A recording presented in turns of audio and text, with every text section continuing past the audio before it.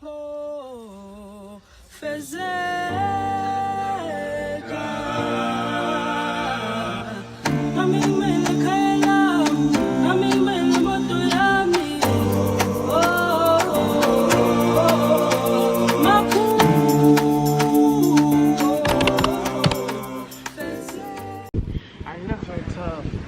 guys, so we are finally at Northridge Cafe together. This is my friend Gloria. Hello. And she is a diasporan, so I wanted to take this opportunity to actually ask her a few questions for you guys out there that will help you out, since I know a lot of you are diasporans amongst the locals that watch my channel. So I thought it would be useful to ask her a few questions. She's been here for 3 years. Yeah, at the end of the month, 3 years. So she has a lot more experience than me and can tell you more things than I can. So let's go. So Madame Gloria, she speaks English and French. Please introduce yourself. Tell us a little bit about you. Okay, so my name is Gloria. I am a marketing consultant from France, like in the sense that I left France where I grew up my whole life and decided 3 years ago to move to Ghana, which was actually a dream for me back like over 10 years ago, before all the hype about Ghana. And yeah, I've been here since, and that's me. Hey, great. So why Ghana? There's like 54 countries in Africa. Why Ghana? Why Ghana? So I've always wanted to go back and live in Africa. I was born in Africa. Like I'm not affiliated to Ghana in the sense that I have no family, No DNA, nothing. I'm not from West Africa. What is your background? I don't want She to has share it. You don't want to share it? Okay, never mind. On the internet, I never share it. Oh, okay. Well, she has a multitude of ethnicities in one, so.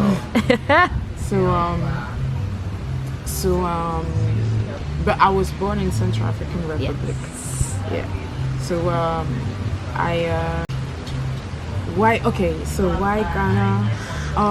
Yeah, so I knew I wanted to go live in Africa since I lived my whole life in France. I grew up there. I did everything there, and I knew it was not for me to stay in the West. So it was not just about moving from France, it's moving from the West. I could totally relate. So I came to Ghana. I picked Ghana because of various reasons. So being someone who's really at heart Pan-Africanist. Yeah, me too. It was making sense for me to come back on the continent and pick Ghana as a pioneer when it comes to unification of Africa, of like thinking Africa as a country rather than different not as a country, but like as a united like a bit like the United States, right? Kind of. So yeah, kind of like, but like thinking of the unification of Africa being able to unite, build a common destiny that still respect the diversity of the continent, of the cultures and the tribes, countries. It was making sense for me, especially with such a brilliant mind that Ghana produced, such as Dr. Kwame Nkrumah. Right. So this was one of the first reasons. Also, back in France, you don't have a lot of Ghanaian at all. So. Oh yeah, that's true.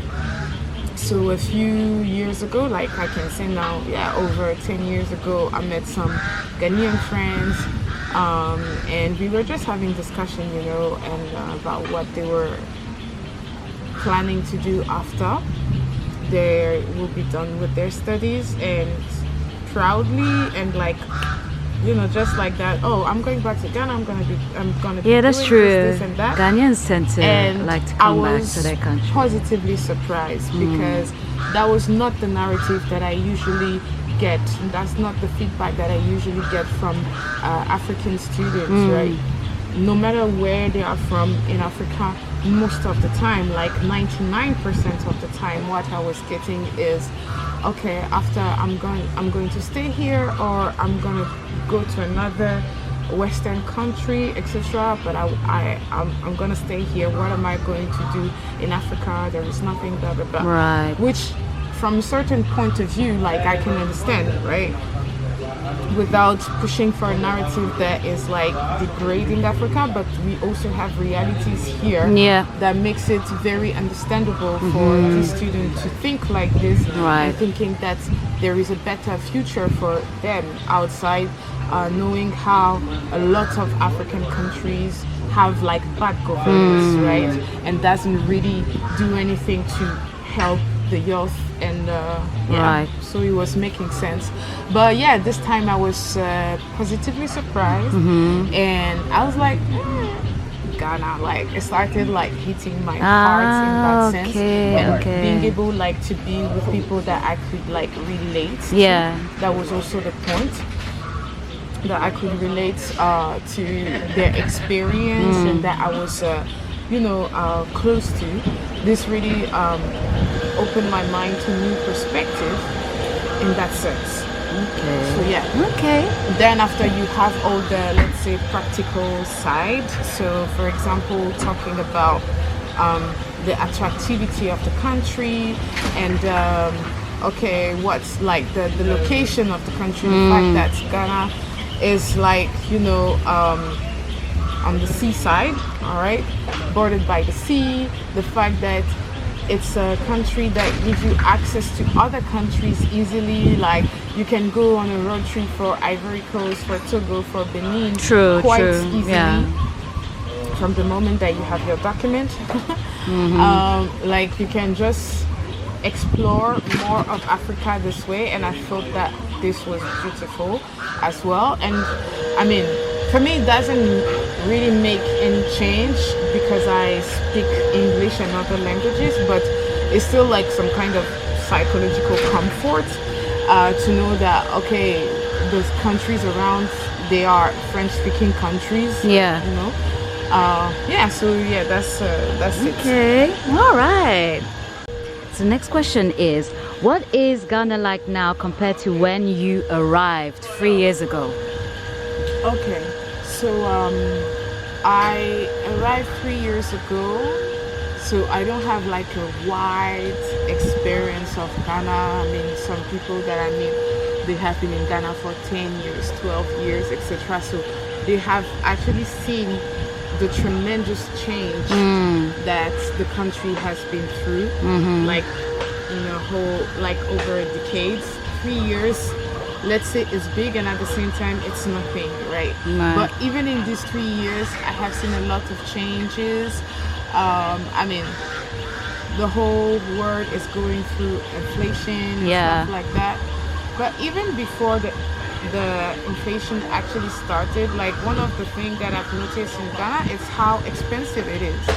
Like, it's very expensive. Even if you earn, or you're making like dollars or euros or pounds or whatever, it's expensive in the sense that, for example, prices like the cost of rent, of certain food, etc., like, it's similar to what you can get in Paris.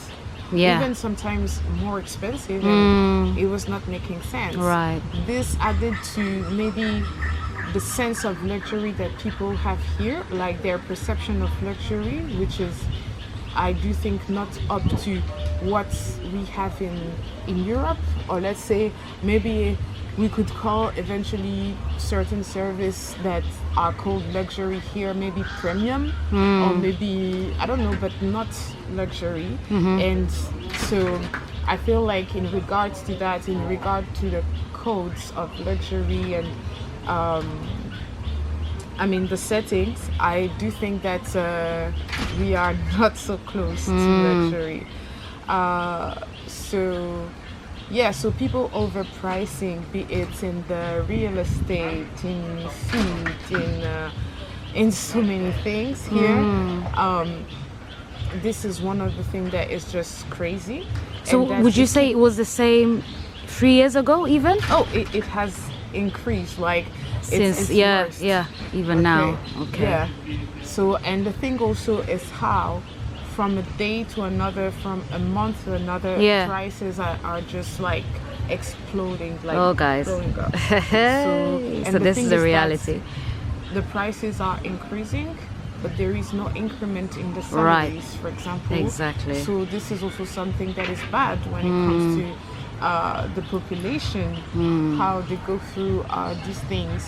And I mean, this is something that actually affects everybody. Yeah, in the it sense does. that even the local who has like maybe a very small salary would notice the increment when they go to buy their wache or Yeah. their plantain or whatever.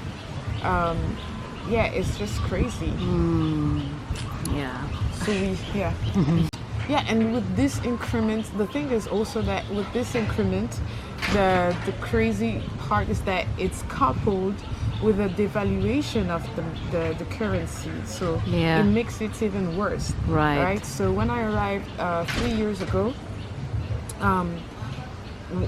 like €1 was the equivalent of 5 Ghana cedis. Wow. So the difference was not big. All right. Now, €1 I think is something like, I don't know.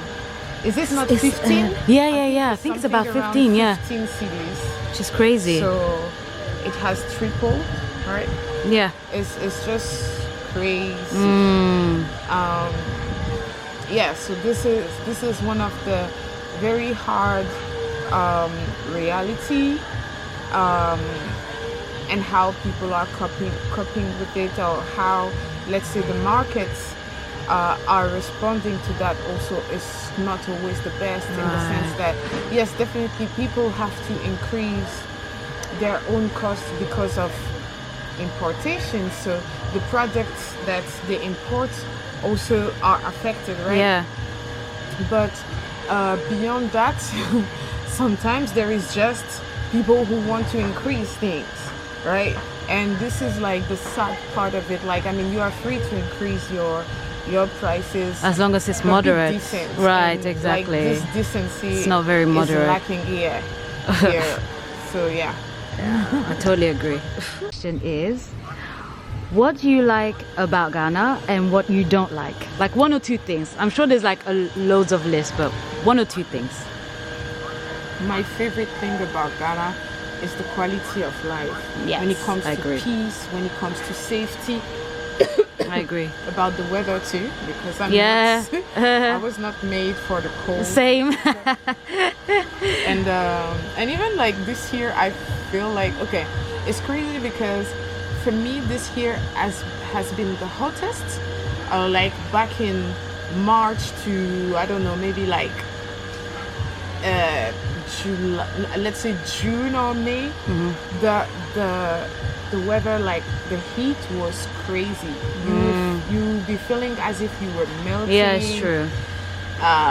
It was crazy. But then also from July to now, even now the heat is Coming starting back, again, yeah. But it was also the coldest that I have experimented. So I mean, it's not cold compared to Other the places, West, the coldest right? here. But it was cold in the sense that even some evening I was feeling like maybe wearing a little jersey. Yeah, so right? that's global warming for you guys. Yeah. So yeah, this is also the proof. And like, I've been, since these 3 years, I've been asking questions, to people, be it young people, all elders, etc. And they all can actually acknowledge that there is a tremendous change in the weather, and even saying that it's like we don't know what's the weather anymore, because normally at this time this is supposed to happen. Harmattan is supposed to be like this. It's supposed to be way colder than what we saw. It's supposed to be foggy, but it's like now Harmattan is not really happening, or it happens later like there is a lot of confusion. Okay, so Yeah. Harmattan is like the rainy season. Is that what it's called? Harmattan is like a winter actually. Ah, Let's say. okay, the African winter. I would say the West African winter. Kind Ah, of, okay. because I've never heard this term before. So Harmattan. what happened is that Harmattan is like a very dry season actually, that is also cold Ah, okay. and foggy, especially in the morning when you wake up. Like things are kind of like very foggy, and this is also caused by the sand coming from the Sahara. So when you have Harmattan, usually it affects people, like for example, like they can have some cough, they can feel like their skin being very dry, especially like their lips.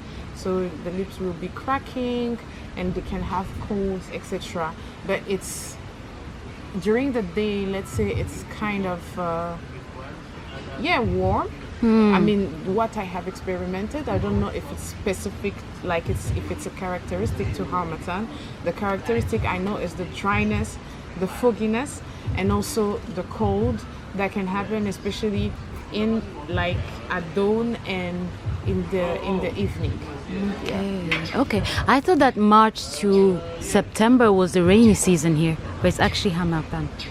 So that's okay. So as a newbie, like from my experience, can't be the right one. Like we will have to go and Google and check exactly what is supposed to happen, Okay. because since I've been here, things have not happened the way they should. Like the Ah, season right. I was not see. Yeah. displaying the way they usually. Uh-huh. So I can't tell you that, okay, normally it's from this time to this time from my experience, but we could Google and just check that quickly. Yeah. Okay. So that was the two things that you like. Also, yes, something that I like is that Ghanaians are actually quite welcoming. They are very welcoming, at least like from the first contact, etc. I feel like it. Hospitable. They are yes. hospitable, and they will easily help you if you need something. And also one thing that I like is that it's a country in Africa here where you can wear what you want. Ah, yes. Very good point. You won't be like have like harassment for how you are dressed. Definitely it can maybe shock certain persons if they are not used to see a lot of skin, for example. Right, blah, blah, because blah. they're a bit on the conservative side. Yeah. Yes. But I feel like Ghanaians are quite open, or let's say at least people here in Accra and the places where I went, like in the western region, for example. So yeah, like at least let's say in the urban space, and especially Accra and its region, you can easily like wear what you want without people being shocked or trying to school you Right. on how to dress, etc. You will have some look, you know, but it won't be anything that is like make you feel uncomfortable, etc. So this is, I think, a very positive aspect, Right. especially if you come from a country where you can wear what you want. Compared to maybe some other countries where you have to think Right. twice and pick wisely. So this is some freedom that you enjoy, and yes, freedom is something that is also here in Ghana, Right. like beyond the fashion aspect. You feel free. You feel very Yeah. free and Yeah. peaceful here. Yeah. Thank you. Things that you like. Oh, 2 or 3 things you like. What about the things that you dislike? The thing that I dislike is the passive aggressiveness Oh yeah. of Ghanaians. Why am I saying this? Like coming from like France or even a French-speaking country, there is something I'm really used to is straightforwardness. Right. Very straightforwardness. And here, people are not like straightforward. Mm. It's not good, it's not bad. Mm-hmm. Okay, I'm not saying Right. it's good, it's bad, but it's confusing. What you've observed, yeah. Yeah. It's confusing when you are so used to straightforwardness, and that yourself you are straightforward, and you will rather be perceived by Ghanaians here as maybe you can come across as Blunt. yeah, or rude, when you are just saying, okay, this is red and that's it. Yeah. You know? Right. So this is like, let's say, the cultural shock that is still sometimes hard to manage, but I think I had to learn the hard way, not in the sense that I have been harmed or something, but let's say that you are not like, this is not, people are not going to change, they are like that, right? Right. You have to adapt. You adapt, yeah. And even if you feel some kind of unfairness, because when I talk about passive aggressiveness, this also comes with like dismissiveness, if I can say it like that. For I know what you're talking about. Basic experience that I think a lot of people, whether they are local or not, had. It's like, especially with the drivers here, when it comes to younger drivers, Uber drivers, Bolt drivers, I think that we can all agree, like that it's very, like you will experiment the dismissiveness, right? The yeah. It's just wild. It's lawlessness. I call it lawlessness. So I think that I think this is an example that kind of reunites everybody, be it like that you are a foreigner, a Ghanaian, like a local Ghanaian or diasporan, or you know, we all have like stories, at least one story to tell about related to Uber. Our rights. Yeah. So Ghana is quite hot on the map now. There's a lot of people that are looking to come here. What is one thing you wish you had known before coming here, that if in hindsight you wish someone had told you before you came here, that you had to maybe find out along the way? So I do think it's the let's say the collective character of Ghanaians when it comes to that lack of straightforwardness. That's true. That's something you only find out when you arrive here. Yeah, and why I'm also saying this again, I come from a culture where we are really straightforward. So when you come here, it's like a cultural shock. It's not going to be necessarily in your face like that. So you have to experiment it to know it. Right, exactly. That's the thing. So that's why I mentioned the drivers, but also if you work here with locals, you can also definitely experiment that. Right. Or even when you go to cafes, to restaurants. Yes. But even there, let's say there is some kind of flexibility, because like it's hospitality, and let's say like the staff is confronted to different people and they have to adapt if they want the establishment to stay, relevant, etc. So these are the places where you can be a bit more influential on the standards, But even there, I mean, it's like this. Hit or miss. Hit or miss. Yeah. Okay, that's cool. Thank you. So lastly, last question we have for this beautiful lady is, any advice you have for any diasporans looking to make the move? Any advice? Okay, I will give, it can be advice, tips at the same time. So for example, one thing that you got to know, if you come here, meaning that you are coming to stay, at least like for a long stay, let's say, you need to know that here rent is like, if you're lucky, 1 year, but usually it's like 2 years advance that you have to pay before getting your apartment.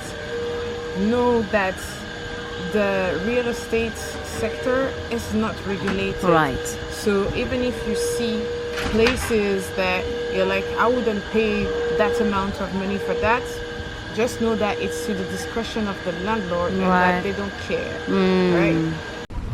Yeah, the landlord or the landlady. So yeah, just be like, if you come to rent, the money has to be ready. Yes. Because if the money is not ready, you are not eligible for anything.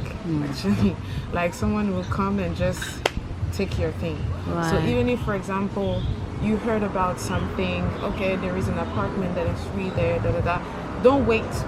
Yes. Because you can be speaking, oh, I'm going to visit this, and in the afternoon it's gone. Right. So you have to be fast. You have to be quick. Move quick, yeah. You have to move quick, but you also have to be smart so you don't get scammed. Because once you give the money, it never comes back. Yeah, and it happens to me that I give money advance like maybe 2 or 3 months, and I got it back, but it took some time. Right. Maybe 2 or 3 months for of me chasing. to actually get my money back. And like started threatening about going to the police, blah blah blah, to get it back. And also too, another thing is that also sometimes, actually quite often, what happened is that maybe they are building an apartment, all right, and they will tell you, oh, it's gonna be ready in like a week, which can actually be true. And the thing is that it's just for you to know, is actually the payment that you are making. Yeah, they're relying on your money to finish, right? So this is also something just for you to know, like some things that can be surprising sometimes when you're not used to that. What else can I give as a tip?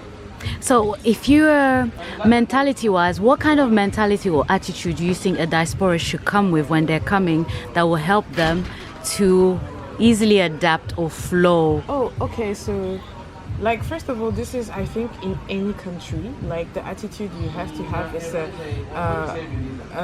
humble attitude. You are coming to a different country, or even if maybe you are from this country but you didn't live there before, you have to like study how the people operate, how they think, and try to adapt to that. It doesn't mean that you have to follow everything, like don't betray yourself or your values, right? But there are certain things that don't work like the way it works in your country, where you come from, especially where if you are coming from a Western country where maybe things like there is a certain level of rigidity with certain things, you know. Here there is a certain flexibility that can be to your benefit and that can also be to your disadvantage. Right? So learn to navigate that, and like how you speak to people. I mean, personally, I've always been someone who is like polite and nice with people, just because I think this is how a decent human should be. Right. But I have realized that some people, like the way, for example, they will talk to a restaurant staff, or just because they know that this is someone who is here to serve them, the attitude they can have, and this is like this, like in disregard to you traveling to Ghana or you being a Ghanaian. Like I've seen so many Ghanaians just talking anyhow to someone just because this is someone serving them, right? And same thing for people like foreigners or diaspora or whatever. So I just why was I saying this? I do think that you have to come here with humility, being ready to observe, study how people do things here and imitate, so that this can also help you. Even for example, like little things. For example, I don't speak Twi, which is the language that is more widely spoken here. I speak English, and people, you can actually interact in English with people, but there are other languages like Ewe, Gan, and many others. Auntie, you know? But Twi is like the one that is the most popular, right? And why was I saying this? Yeah, because basically there are little things that you can pick. Like people say please here a lot, right? It will be yes please, no please. Like Yes, anytime it's like they're over polite. Yes, over polite. Politeness is really important here in Ghana for Ghanaians, to the point that politeness is even more important, to my observation, than truthfulness. Oh yeah. You can do or say something that is not okay, but because you do it or say it in a way that is polite, that's okay.